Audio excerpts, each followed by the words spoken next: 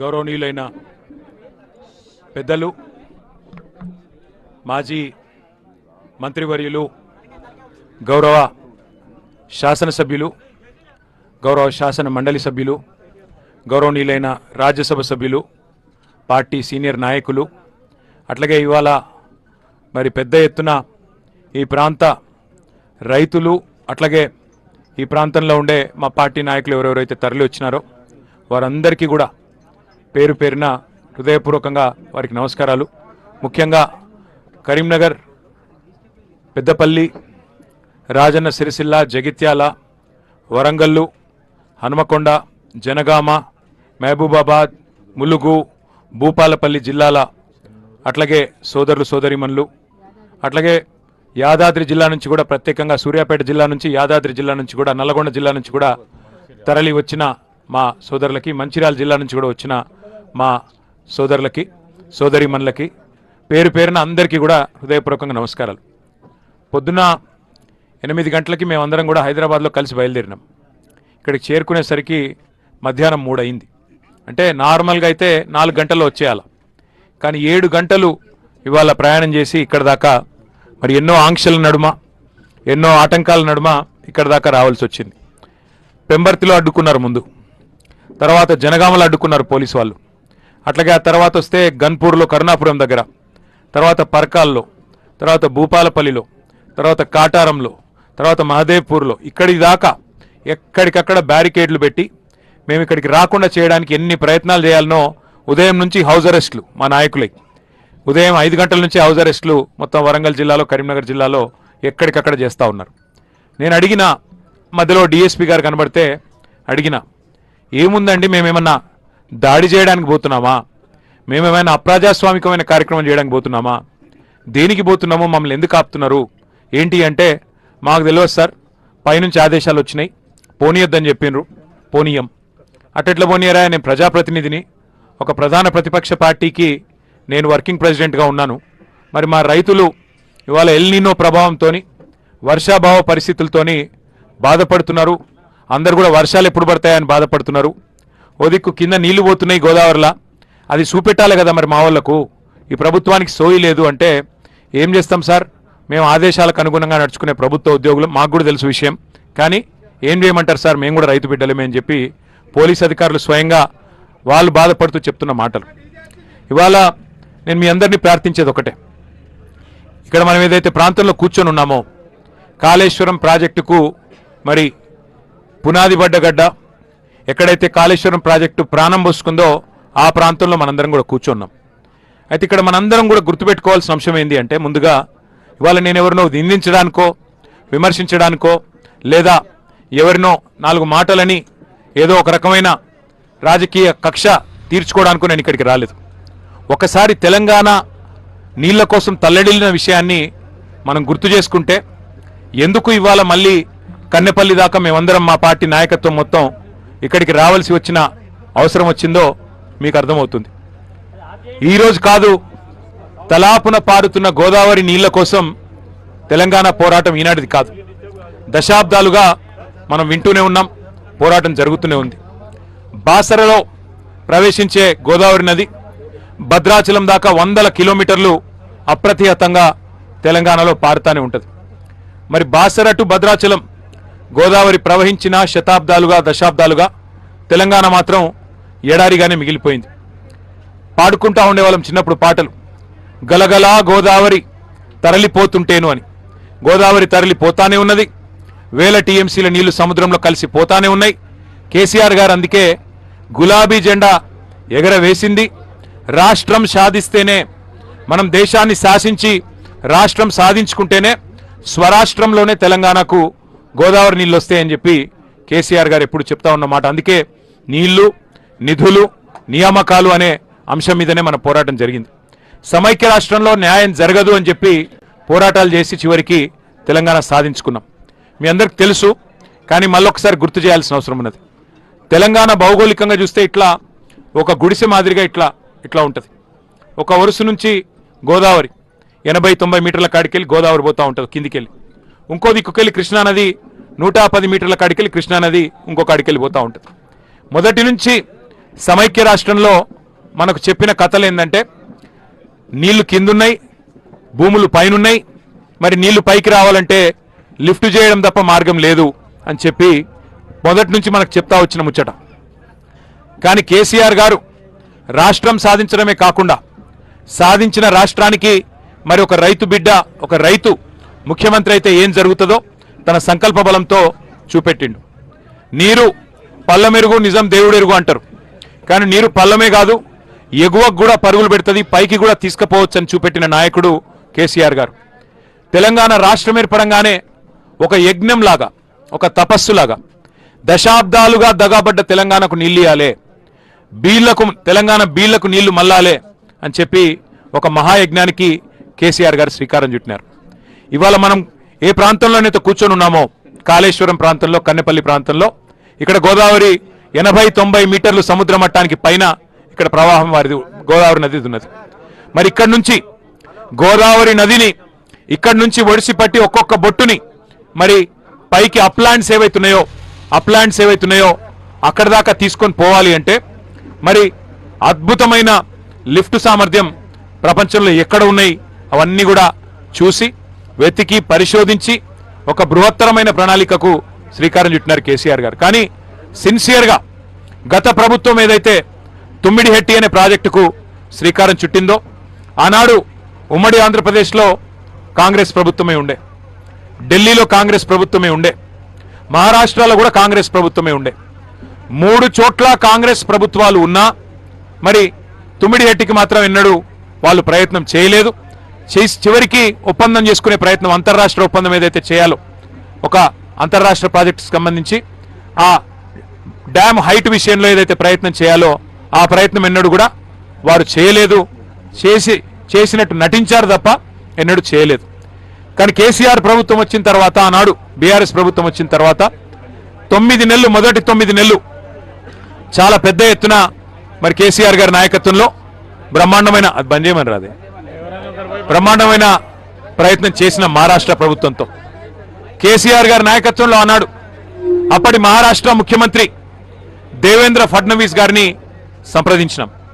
అయ్యా, 152 మీటర్లకు మీరు ఒప్పుకున్నట్టయితే మాకు మా ప్రాంతం మొత్తానికి కూడా లాభమయ్యే ఆస్కారం ఉంటుంది, కాబట్టి మీరు దయచేసి అంగీకరించండి అని చెప్పి వారిని పోయి పూర్తి స్థాయిలో ప్రయత్నం చేయడం జరిగింది. చేస్తే కూడా ఆయన స్పష్టంగా చెప్పినారు మహారాష్ట్ర ముఖ్యమంత్రి గారు, ఈ 152 మీటర్లు ఎత్తు పెంచితే మరి ముందు మునిగేదే నా ప్రాంతం, నేను ప్రాతినిధ్యం వహించే ప్రాంతమే మునుగుతుంది. నేను ఈ డ్యామ్ పెంచొద్దు, హైట్ పెంచొద్దు అని చెప్పి పోరాటాలు చేసిన నేను ప్రతిపక్ష నాయకుడిగా, ఇలా నేను ముఖ్యమంత్రిగా ఉన్నా కాబట్టి నా ప్రాంతం మునుగుతుంటే నేను ఎట్లా ఒప్పుకుంటాను మీరు అనుకున్నారు. సమస్యనే లేదు, ఒప్పుకునే పరిస్థితే లేదు. తుమ్మిడిహెట్టి దగ్గర 152 మీటర్లు. అప్పుడు కాంగ్రెస్ ముఖ్యమంత్రి ఉత్తరం రాసిండు.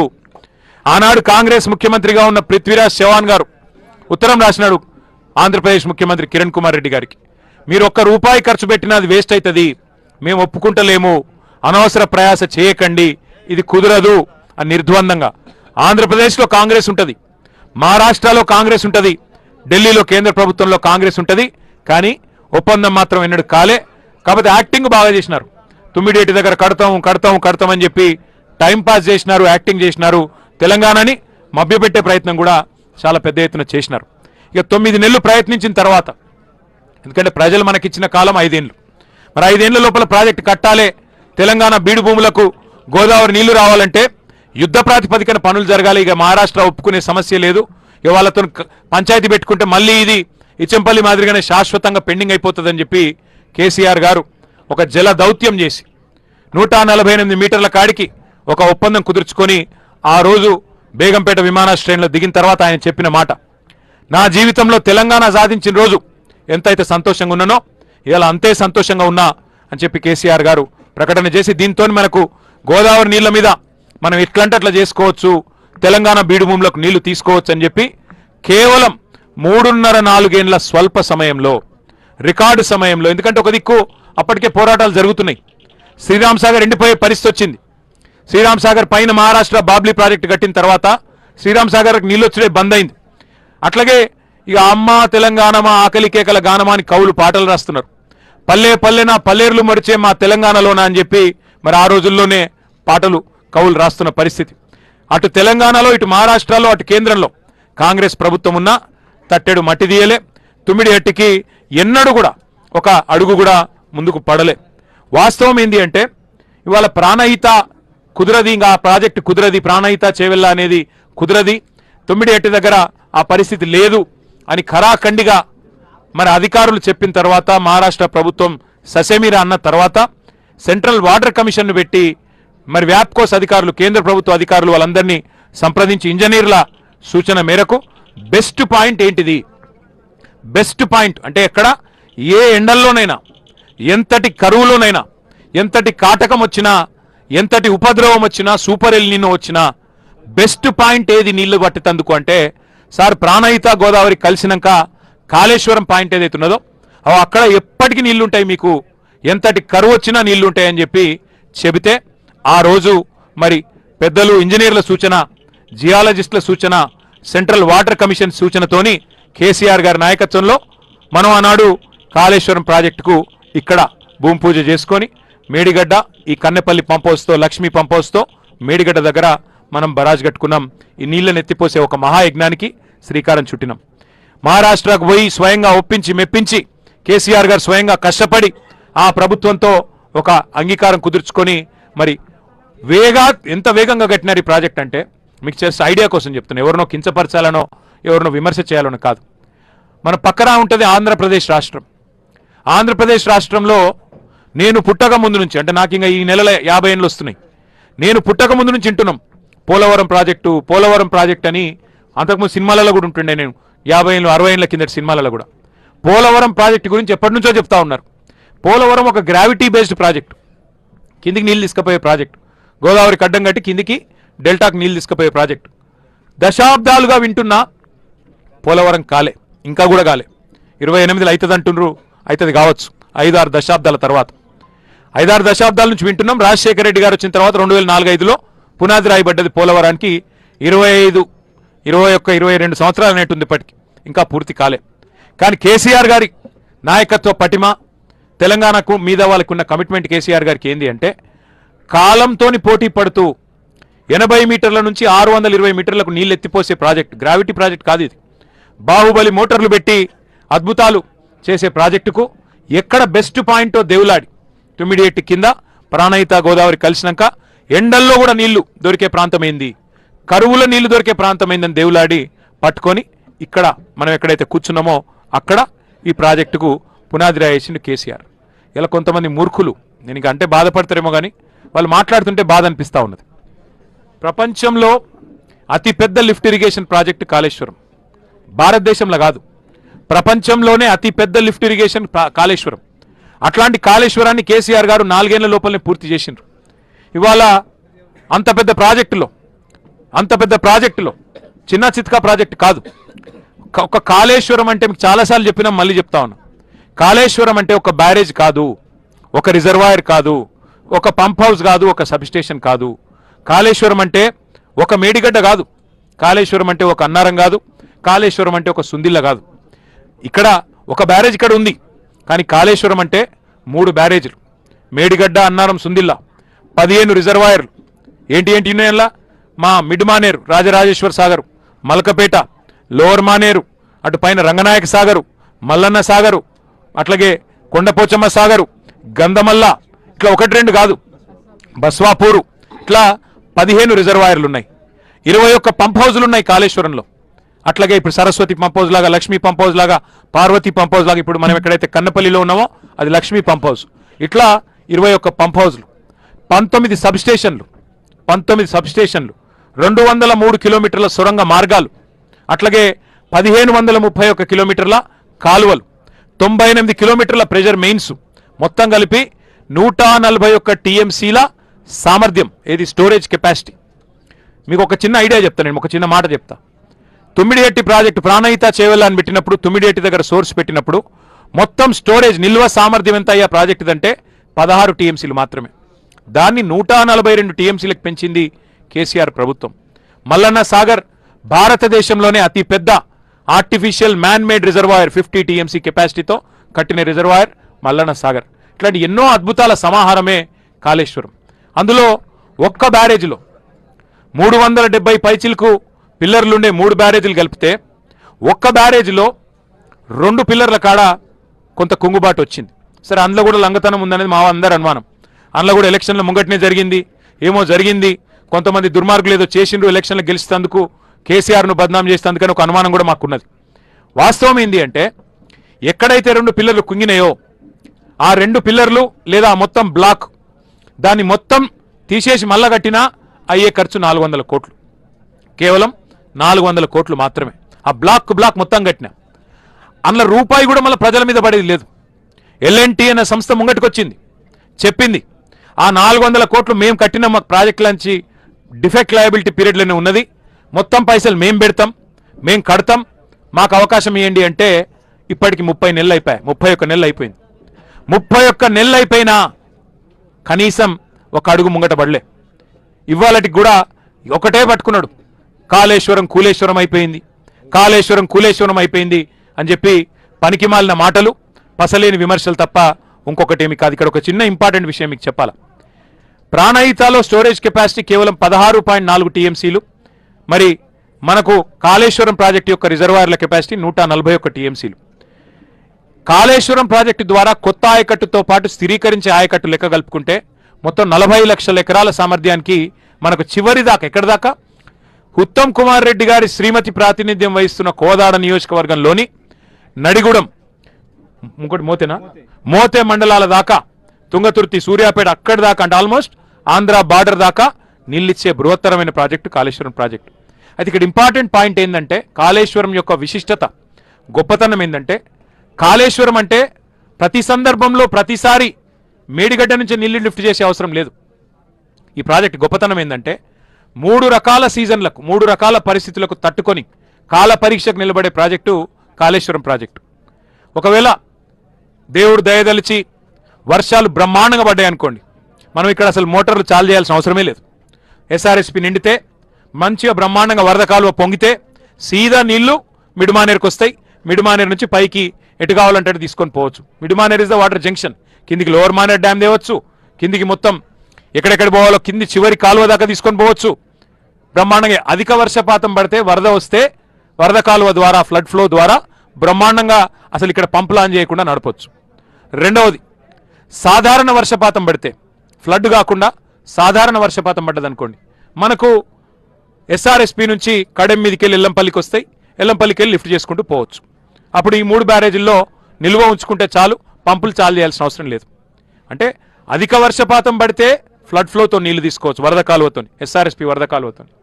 సాధారణ వర్షపాతం పడితే ఎస్ఆర్ఎస్పి నుంచి కడెం నుంచి ఎల్లంపల్లి నుంచి నీళ్లు తీసుకోవచ్చు. అసలు వర్షమే పడలేదు అనుకోండి, ఈ సంవత్సరం లాగా వర్షమే పడలే, కరువు ఉన్నది, ఎల్నినో ఉన్నది, అయినా సిడబ్ల్యూసి లెక్కల ప్రకారం ఎక్కడ దొరుకుతాయి నీళ్లు తెలంగాణలో అంటే గోదావరి మీద ఇక్కడ. ఇప్పుడు ఎక్కడైతే మనం కూర్చున్నామో కన్నెపల్లిలో అక్కడ దొరుకుతాయి. ఇవాళ మీకు చూపెడుతందుకు వచ్చింది, మాకేమి పని లేకనో పొద్దుపోకనో కానే కాదు. ఇప్పుడేం ఎలక్షన్లు కూడా లేవు, మాకు వచ్చేదేం లేదు. రైతుల అవస్థలు చూడలేక కేసీఆర్ గారు మాకు ఆదేశం ఇచ్చిండు. అరే కింద నీళ్లున్నాయి, ఇవాళ ఈరోజు జూలై 5వ తారీఖు ఇవాళ మధ్యాహ్నం 3:30-4 గంటల ప్రాంతంలో నేను చెప్తా ఉన్నా, మీరు కావాలంటే అధికారులను అడగొచ్చు. ఇక్కడికి వచ్చినప్పుడు మేము అడిగినాం. ఇవాళ ఈరోజు ఇక్కడ 98,000 క్యూసెక్కులు, అంటే దగ్గర దగ్గర 1,00,000 క్యూసెక్కుల నీళ్లు పోతా ఉన్నాయి కిందికి, సముద్రంలో వృధాగా కలుస్తా ఉన్నాయి. 1,00,000 క్యూసెక్కులు కిందికి ఉత్తగానే పోతున్నాయి. అంటే ఇక్కడ ఇవాళ మేడిగడ్డ బ్యారేజ్తో సంబంధం లేకుండా, మేడిగడ్డ గ్యారేజ్ గేట్లు దించే అవసరం లేకుండా ఇక్కడ కన్నెపల్లిలో ఇప్పుడు మేము చూసినాం, ఇప్పుడు అధికారులను అడిగినాం, కన్నెపల్లి పంప్ హౌస్ దగ్గర గేట్లు చూసినాం. ఇప్పుడే మేము కన్నెపల్లిలోకి నీళ్లు వస్తున్నాయి బ్రహ్మాండంగా. ఆ గేట్ కాడ నీళ్ళ ఎక్కడుంది, ఏ హైట్ దాకా ఉందని చూసినాం. 97 మీటర్లకు ఇలా నీళ్లు నిండున్నాయి. కన్నెపల్లి పంప్ హౌస్లో 93.5 మీటర్ల దాకా నిండుంటే చాలు. అంటే మినిమం డ్రా డౌన్ లెవెల్ 93.5 ఉంటే చాలు. మీరు జస్ట్ ఆ గేట్లు, కన్నెపల్లి పంప్ హౌస్ గేట్లు ఎత్తితే పంప్ హౌస్లకు నీళ్లు పోతాయి, బటన్లు ఎత్తితే నీళ్లు. ఇవాళ ఫస్ట్ బెనిఫిషరీ మా కరీంనగర్.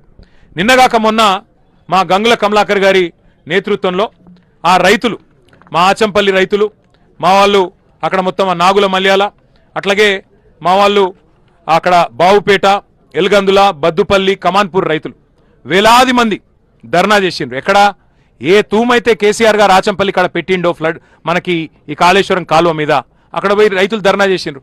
అయ్యా కన్నెపల్లి కాడ నీళ్లున్నాయి, పంపులు ఒత్తండి, పంపులు చాలు చేయండి, ఆ గేట్లు ఎత్తితే చాలు నీళ్లు లోపలికి పోతాయి, పంపులకి వెళ్ళి నీళ్లు లిఫ్ట్ చేసి మేడిగడ్డ బ్యారేజ్తో సంబంధమే లేదు, ఆ బ్యారేజ్ని ముట్టే అవసరమే లేదు, నీళ్లు తీసుకొని మాకు మొత్తం నీళ్ళు వస్తాయి, దయచేసి మాకు ఇవ్వండి అని చెప్పి కమలాకరణ దగ్గరకు వస్తే ఇక ప్రభుత్వానికి చెప్పినా దున్నపోతుకు చెప్పినా ఒకటే, నేను కూడా మీతో వస్తా అని చెప్పి మా గంగుల కమలాకర్ గారు పోయి ధర్నా చేసిండు.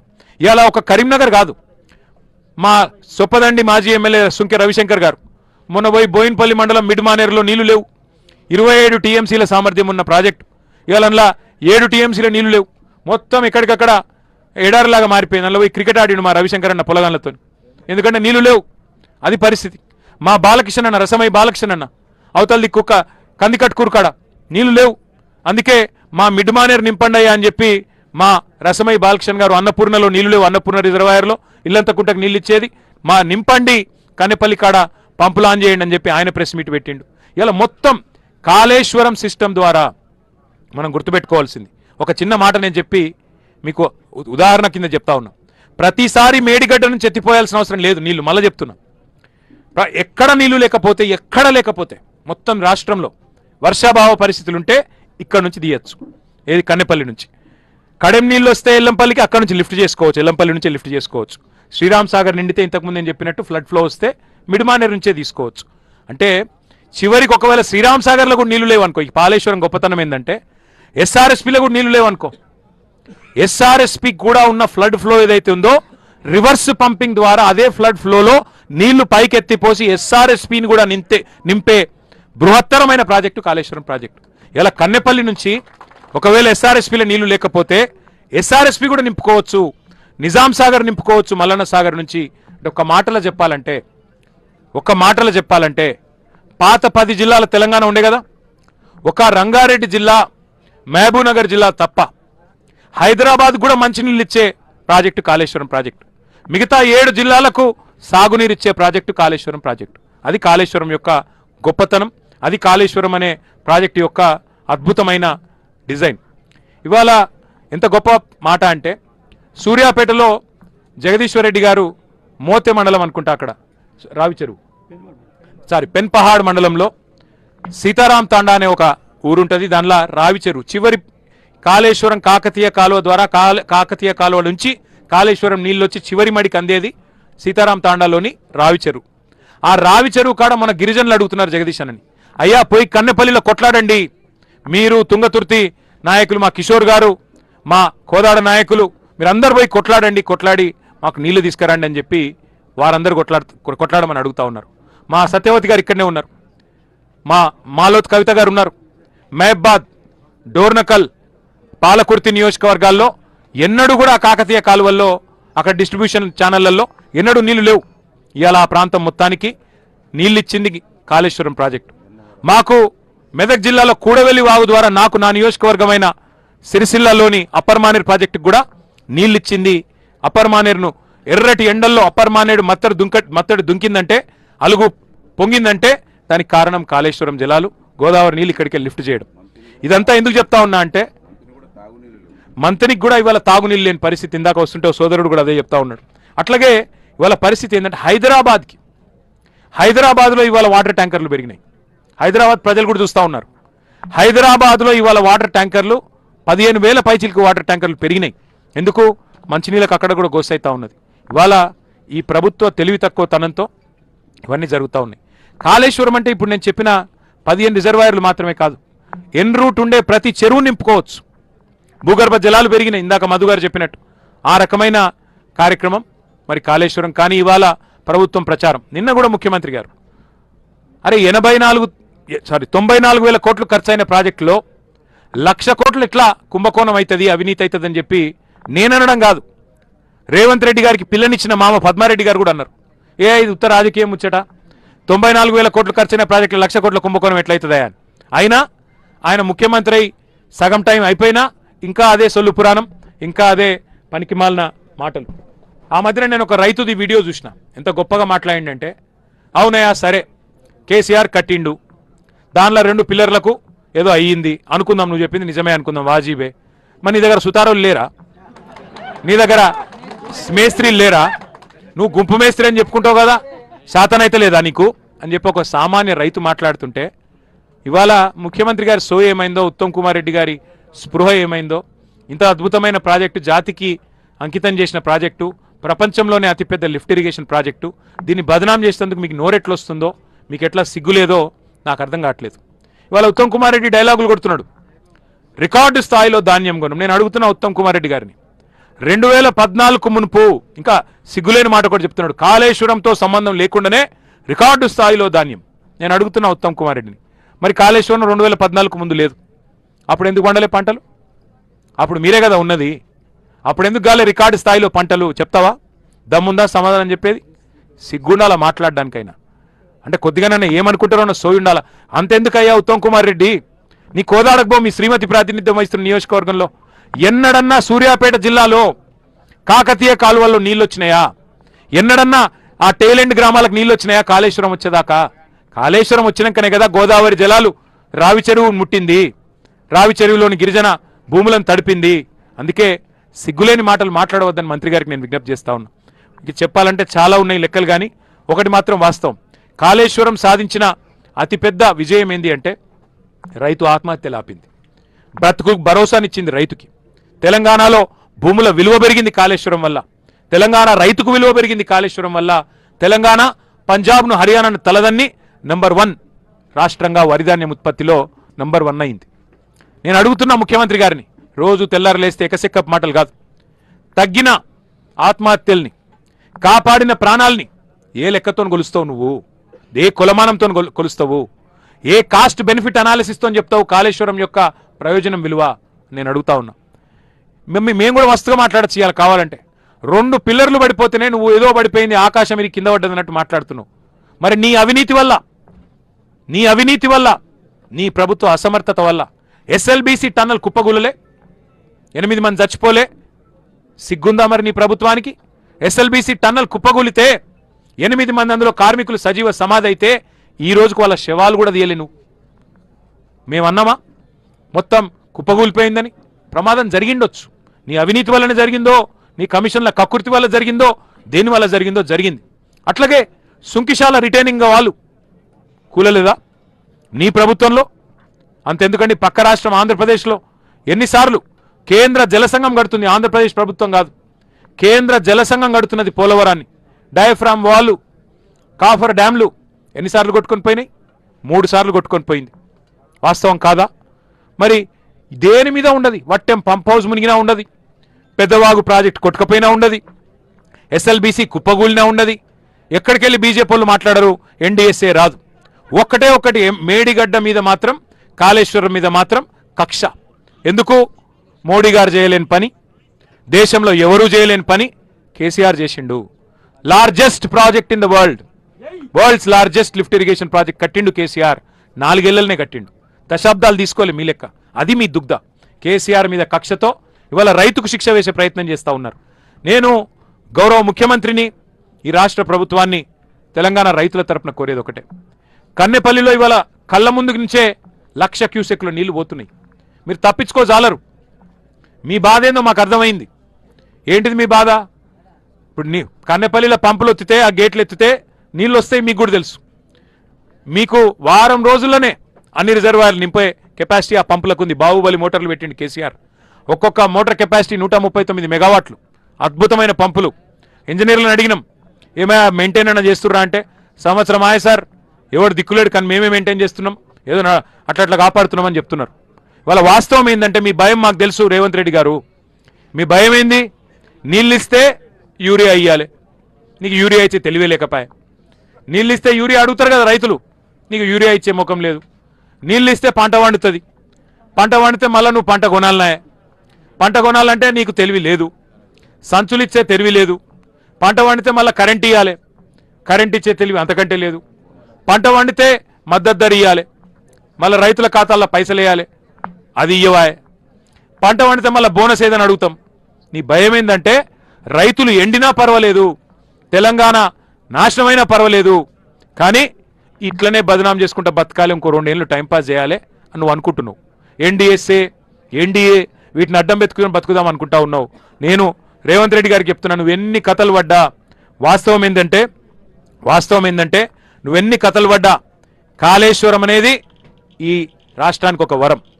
కాళేశ్వరం కేసీఆర్ గారు మనకిచ్చిన ఒక అద్భుతమైన వరం. నువ్వు కాళేశ్వరం వరం ఎట్లనో నువ్వు ఈ రాష్ట్రానికి శనేశ్వరం. నేను చెప్తలేనిది, నాకు జగిత్యాల సభలో మా జీవన్ రెడ్డి గారు చెప్పిండు, ఈ రాష్ట్రానికి పెట్టిన శని వదిలిపోవాలన్నాడు. ఆ శని ఎవరో కాదు, రేవంత్ రెడ్డే. 100 ఏళ్ల వరకు ఎంత కరువు వచ్చినా తెలంగాణలో రైతుకు ఆగం కాకుండా కట్టిన ప్రాజెక్టు కాళేశ్వరం. మరి ఇట్లాంటి ప్రాజెక్టు ఇవాళ నేను అంటా ఉన్నా, అయ్యా రేవంత్ రెడ్డి గారు, మీకు మనసు లేకపోతేనో తెలివి లేకపోతేనో నేను అడుగుతున్నా, మాకు అప్పచెప్పు, మా నాయకుడు కేసీఆర్ గారికి అప్పచెప్పు, ఒక వారం రోజులు అప్పచెప్పు, మళ్ళీ నీ పదవి నీకే ఇస్తాం, భయపడకు. ఒక వారం రోజులు కేసీఆర్కు కాళేశ్వరం అప్పచెప్పు.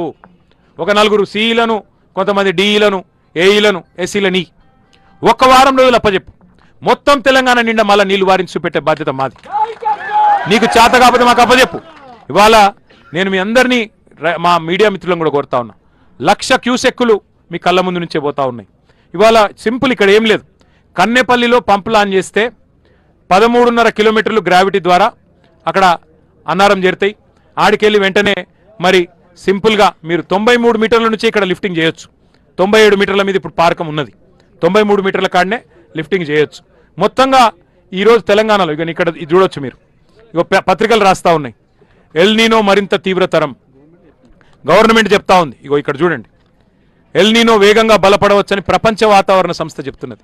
వర్షాలు పడై అని చెప్పి ప్రపంచ వాతావరణ సంస్థ చెప్తుంది. 3 నెలలకెళ్ళి చెప్తున్నారు, ఒక ఈ నిన్న మొన్న చెప్పలే. ఎల్ నీనో సూపర్ ఎల్ నీనో అని 3 నెలలకెళ్ళి చెప్తున్నారు.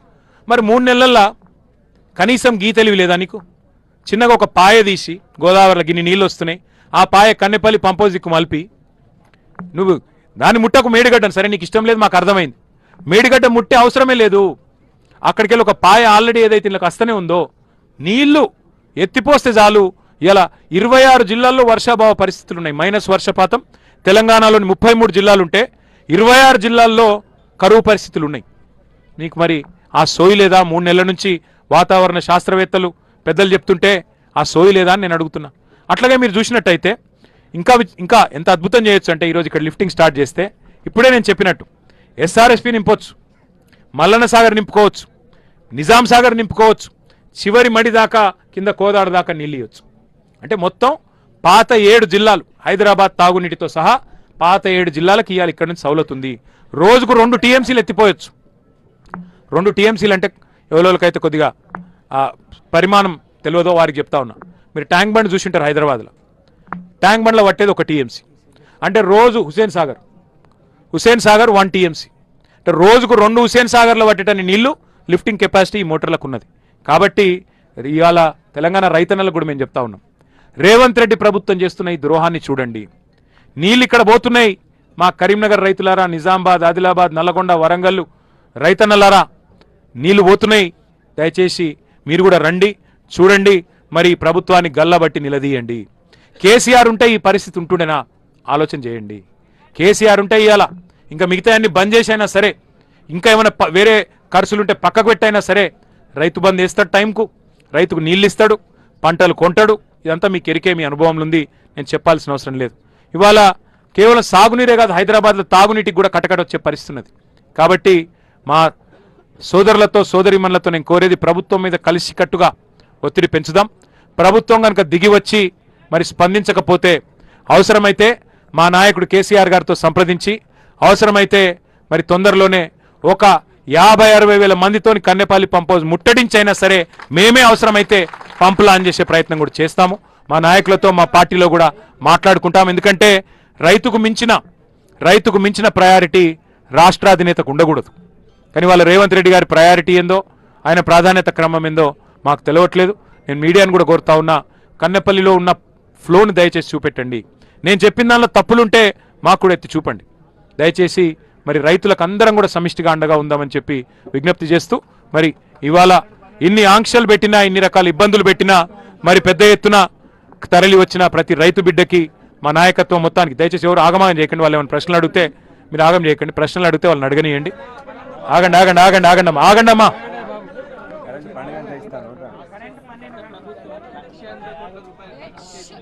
అందులో 1,00,000 కోట్లు ఈ ప్రాజెక్ట్ ప్రాజెక్టుకి వెచ్చించింది అని ఇంతకు ముందు ఉత్తమ్ కుమార్ రెడ్డి అన్నారు.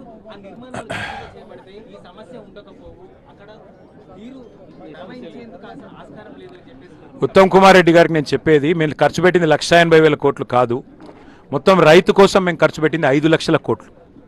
9.5 ఏళ్లలో కేసీఆర్ ప్రభుత్వం ఖర్చు పెట్టింది 5 లక్షల కోట్లు. మీరు తెలుసుకోండి, రైతు కోసం మేము పెట్టిన ఖర్చు ఎట్లా అంటారా, 1,00,000 కోట్లు మేము పవర్ ఇన్ఫ్రాస్ట్రక్చర్ మీద పెట్టినాం, 50,000 కోట్లు మేము ఉచిత కరెంటు 24 గంటల ఉచిత కరెంటు ఇవ్వడానికి రైతులకు 50,000 కోట్లు 10 ఏళ్లలో ఖర్చు పెట్టాం. అట్లాగే 73,000 కోట్లు రైతు బంధు రూపంలో ఇచ్చినాం. దాని మీదకెళ్ళి 29,000 కోట్లు 2 సార్లు లక్ష రుణమాఫీ చేసినాం, దానికి ఒక 29,000 కోట్లు కట్టినాం. అట్లాగే 1,80,000 కోట్లు ఇరిగేషన్ ప్రాజెక్టుల కోసం మిషన్ కాకతీయతో సహా మేజర్ ఇరిగేషన్ ప్రాజెక్టులతో సహా కాళేశ్వరం, పాలమూరు రంగారెడ్డి ఎత్తిపోతల పథకం, సీతారామ, అట్లాగే కల్వకుర్తి, భీమా, నెట్టెంపాడు ఇట్లాంటి ప్రాజెక్టులు అన్నిటి కలిపి 1,80,000 కోట్లు ఖర్చు పెట్టినాం. ఖర్చు పెట్టడం వల్ల ఏమైంది, ఇవాళ దేశానికి అన్నం పెట్టే గిన్నెగా మారింది తెలంగాణ, దేశానికే బువ్వ పెట్టే అవ్వగా మారింది తెలంగాణ. ఇది వాస్తవం కాదా ఉత్తమ్ కుమార్ రెడ్డి గారు? మీరు సివిల్ సప్లైస్ మినిస్టర్, మీకు తెలియదా? మేము మా ప్రభుత్వం చేసిన పని వల్లనే కదా ఇవాళ తెలంగాణలో ఇంత సంపద పెరిగింది. ఇది వాస్తవం కాదా? మేమేమంటున్నాం ఇవాళ ఉత్తమ్ కుమార్ రెడ్డి గారిని, ఎన్డీఎస్ఏ అని చెప్పి ఈ దగులుబాజీ నాటకాలు బంద్ చేయండి. ఎన్డీఎస్ఏ చెప్పినా చెప్పకున్నా బ్యారేజ్తో నిమిత్తం లేకుండానే కన్నెపల్లి పంప్ హౌస్కు మనం బరాజ్కు చాలా దూరం ఉంది, దగ్గర 4 కిలోమీటర్లు అనుకుంటా, 10 కిలోమీటర్ల 4 మేడిగడ్డ 10 కిలోమీటర్లు, అంత దూరం ఉన్న బ్యారేజ్కో సంబంధం లేకుండానే కన్నెపల్లి పంప్ హౌస్ దగ్గరనే బ్రహ్మాండంగా ఇక్కడ గేట్లు ఎత్తుతే ఇవాళ నీళ్లు లిఫ్టింగ్ చేసుకునే సౌకర్యం ఉంది. మరి కనబడుతుండగా ఇలా కళ్ళుండి చూడలేని వారిలాగా యాక్టింగ్ చేస్తే ఎట్లా ఉత్తమ్ కుమార్ రెడ్డి గారు? దయచేసి రైతు ప్రయోజనాలు ఆలోచించండి. మా మీద కోపం ఉంటే తిట్టండి, మా మీద కోపం ఉంటే కేసులు పెట్టండి, మీకు అది ఎట్లాగో మీకు దురద ఉంది తీర్చుకోండి, కానీ మా మీద కోపం రైతుల మీద తీసుకోకండి, తప్పు.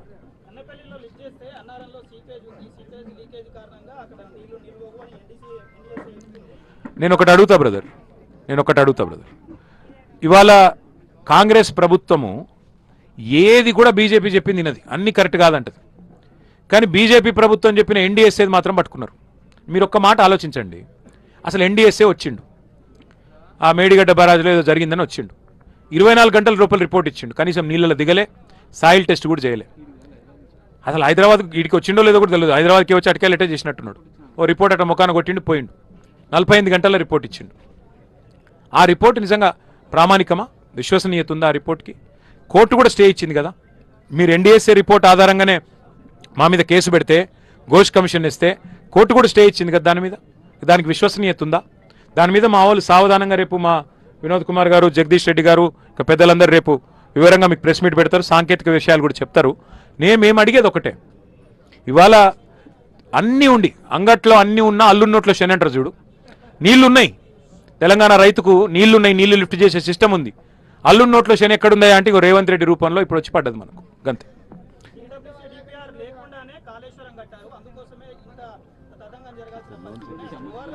ఉత్తమ్ కుమార్ రెడ్డికి ఏమైనా సిగ్గుంటే, రేవంత్ రెడ్డికి ఏమైనా సిగ్గుంటే ముందు పంపులు అయితే చాలు చేయి. ఎస్ఎల్బీసీ టనల్ కుప్పగూలింది కదా, మరి ఎందుకు రాదయ్యా ఎన్డీఎస్ఏ? ఎందుకు రాదు? ఏం ఎంక్వైరీ ఉండదు, సిట్ ఉండదు, పిట్ ఉండదు. ఇవాళ 2 పిల్లర్లు కుంగితే ఇంత డ్రామా చేస్తున్నారు, 400 కోట్లతో ఎల్ఎన్టీ రిపేర్ చేస్తా అని చెప్పి వాళ్ళు ముందుకు వస్తే డ్రామా చేసిరు మీరు. ఎక్కడ జరిగింది ప్రజాధనం నష్టం? ఎల్ఎన్టీ వాళ్ళు మేమే కడతామన్నారు, నీ మీద రూపాయి భారం లేకుండా కట్టే ప్రాజెక్ట్ ఇది, మంచిగా రిపేర్ చేయొచ్చు. 30 నెలలు సరిపోలేదా? ఇంకో 30 నెలలు కావన్నా, లేదా ఇంకో 30 ఏళ్ళు కావన్నా? అందుకే మేము అనేది, ఎలకలు ఉన్నాయని ఇల్లు కూడా తగలబెట్టుకోడు బ్రదర్. ఇంత పెద్ద ప్రాజెక్టులో చిన్న ఏమైనా ఇష్యూస్ ఉంటే రిపేర్ చేయండి, మీ చేతిలో లేదా? కేసు నడిపియండి, మేము వద్దంటలేం. కేసు నడుపు, పీసు నడుపు, ఇంకేం చేస్తావు వచ్చి రిపేర్ చేస్తలేదా 30 నెలల నుంచి? ఏమి ఇబ్బంది ఉన్నది నీకు? థ్యాంక్ యూ, అందరికీ థ్యాంక్ యూ.